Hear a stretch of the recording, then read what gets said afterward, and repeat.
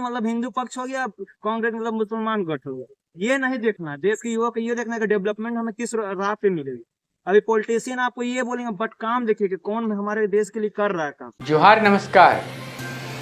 खबरें जो रहती हैं चर्चा में, कुछ नवीनतम ताजा खास खबरों में से कुछ खबरों पर आइए नजर डालते हैं। अब बटोगे तो कटोगे जैसे नारे यहाँ के नेता से लेकर के राष्ट्रीय स्तर के नेता लगातार बयान दे रहे हैं। इससे आपकी पार्टी कैसे निपटेगी? देखिए, वो लोग शुरू से ये पूरे हिंदुस्तान में जहर घोलने का काम किया। कुछ दिन तक इस तरह धमकियां चल सकती है, परमानेंट ये नहीं हो सकता। अब बटोगे तो कटोगे, तब समय बताएगा। इस तरह का भर्सन होना चाहिए एक मुख्यमंत्री का? भारतीय संसदीय इतिहास में इस तरह का बात की जाती है। बहुत ही दुर्भाग्य है कि ऐसे लोगों के हाथों में देश चल रहा है। ऐसे लोगों के हाथ में देश चल रहा है, जो लोग भ्रमित हैं, लोग डरे हुए समय में रहते हैं, कब क्या करा देंगे। बिना सोचे समझे नोटबंदी कर दिया, बिना सोचे समझे जीएसटी लागू कर दिया, जो चाहता, जो बिना सोचे समझे अमीरों के लिए, अंडानी अंबानी के लिए लोग का कर्जा माफ कर दिया। अरे ये तो बहुत बड़का हिंदुस्तान है, सजाया हुआ हिंदुस्तान है, एकदम चारों तरफ है, सभी लोग जाते हैं, एकदम समुदाय के लोग रहते हैं, हिंदू मुस्लिम सिख ईसाई सब भाई भाई होते हैं। किसी का शादी में कार्ड देते हैं, इनविटेशन कार्ड देते हैं, लोग शादी में आना जाना, मरखी में सबको देखते हैं। और इस तरह की भावना पैदा कर देना लोगों के बीच में दुर्भाग्य है। निश्चित रूप से उसका जवाब जनता देगी। जनता इतना मूर्ख नहीं है कि जब बोलोगे तब हम लोग बढ़ जाएंगे।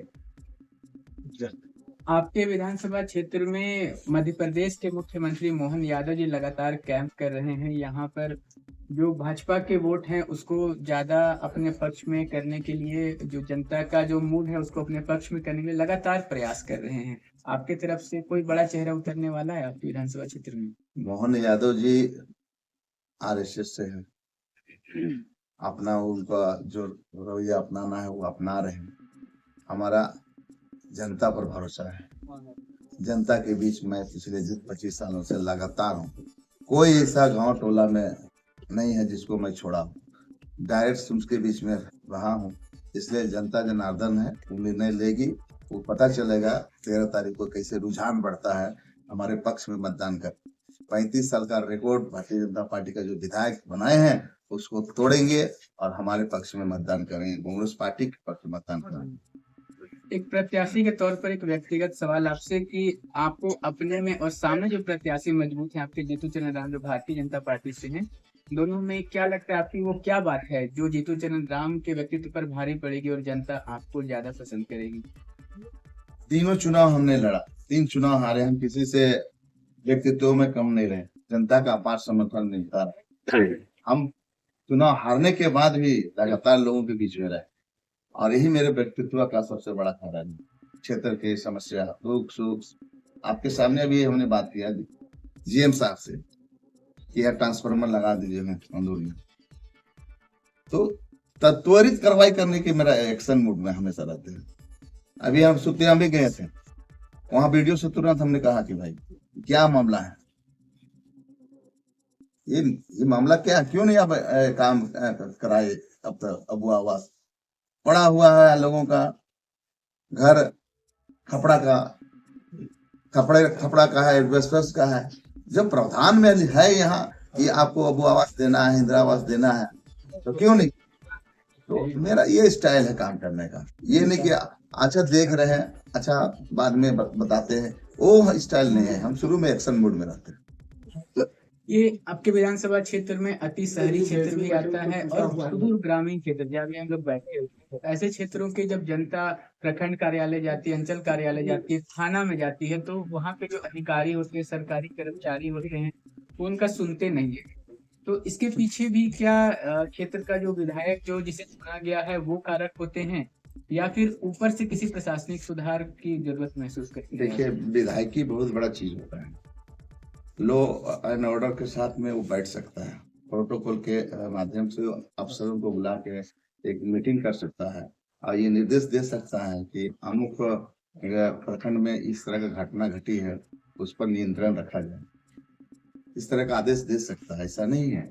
लेकिन ये लोग का मनमानी रहा है। 35 साल से जो भी विधायक बना, पेंशनधारी विधायक बना है, ये लोग पेंशन लेने का काम किए हैं। जनता किसी को कहा है विधायक से दुरुपयोग किया है लोग, जनता के बीच में कोई काम नहीं किया। जाके ढूंढ लीजिए, सर्वे भी करा लीजिएगा तो लोग से ज्यादा हम क्षेत्र में रहें और लोगों की समस्या का समाधान सुनते हैं।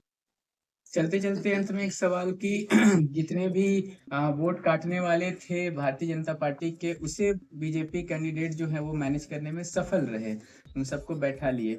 अब जो लोग मजबूती से खड़े हैं, जो कि त्रिकोणीय बनाने की कोशिश कर रहे हैं, चाहे वो जयराम के पार्टी से हो या किसी अन्य पार्टी से या निर्दलीय हो, आपके अपने गठबंधन के जो मंत्री हैं बैजनाथ राम जी, उनकी पत्नी भी आप ही के क्षेत्र से प्रत्याशी बनकर उतर गई हैं, तो कहीं ना कहीं ये सारे कोई आपको डैमेज करने के प्रयास में है, इससे कैसे निपटिएगा? देखिए, जहाँ तक कमलेश राम की बात है, उन्होंने चुनाव में निर्दलीय प्रत्याशी के रूप में नॉमिनेशन फाइल किया था, लेकिन जैसे ही उसको हेलीकॉप्टर में बैठाया वैसे ही मैनेज हो गया।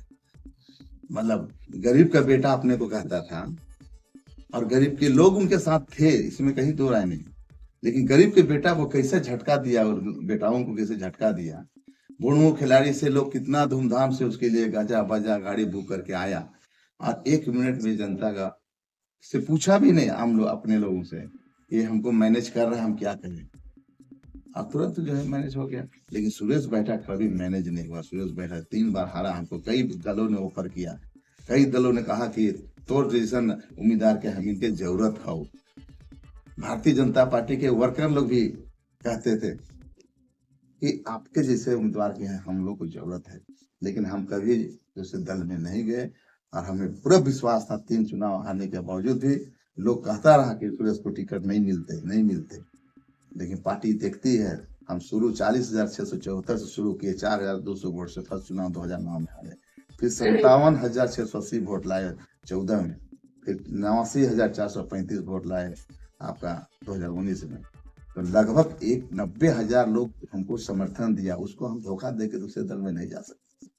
हमको आत्मविश्वास था कि चौथी पारी भी हम ही खेलेंगे और इस बार जीतेंगे, जनता बदलाव ला करेगी। धन्यवाद।